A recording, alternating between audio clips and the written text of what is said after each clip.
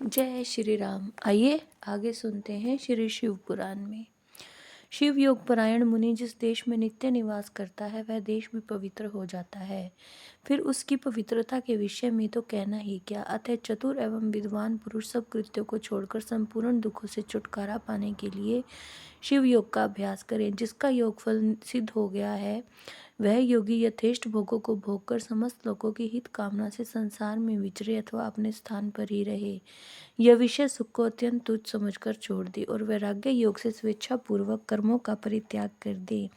जो मनुष्य बहुत से अरिष्ट देखकर अपनी मृत्यु को निकट जान ले उसे योगानुष्ठान में संलग्न हो शिव क्षेत्र का आश्रय लेना चाहिए। वह मनुष्य यदि धीर चित होकर वहीं निवास करता रहे तो रोग आदि के बिना भी स्वयं ही प्राणों का परित्याग कर सकता है। अनशन करके शिवाग्नि में शरीर की आहुति देकर अथवा शिव तीर्थों में अवगाहन करते हुए अपने शरीर को उन्हीं के जल में डालकर शिव शास्त्रोक्त विधि से जो अपने प्राणों का त्याग करता है वह तत्काल मुक्त हो जाता है। इसमें अन्यथा विचार करने की आवश्यकता नहीं है। अथवा जो रोग आदि से विवश होकर शिव क्षेत्र की शरण लेता है उसकी भी यदि वहाँ मृत्यु हो जाए तो वह इसी प्रकार मुक्त हो जाता है, इसमें संशय नहीं है। इसलिए लोग अनशन आदि से शिव क्षेत्र में श्रेष्ठ मरण की कामना करते हैं, क्योंकि शास्त्र पर विश्वास करके धीर हुए मन से उसके द्वारा इस तरह की मृत्यु स्वीकार की जाती है। जो शिव के लिए अथवा शिव भक्तों के लिए प्राण त्याग करता है उसके समान दूसरा कोई मनुष्य मुक्ति मार्ग पर स्थित नहीं है। इस कारण इस संसार मंडल से उसकी शीघ्र मुक्ति हो जाती है।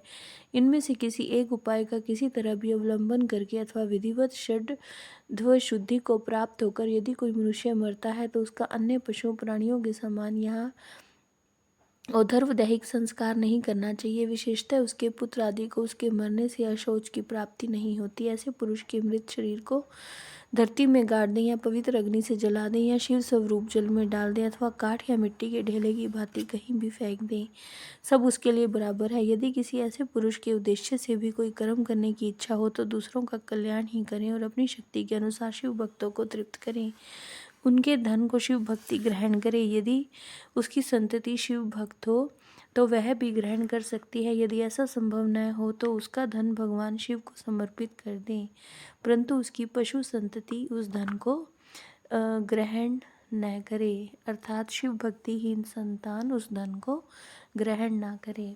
तो इस पूरे अध्याय में शिव योग की महिमा और शिव योग से मिलने वाले लाभ के बारे में बताया गया है। इसमें सार रूप में योग धर्म के सार रूप में बताया गया है कि यह योग धर्म अत्यंत प्रबल है और शिव योग की उपलब्धि होने पर जो भक्त है वो शिव में ही हो जाता है।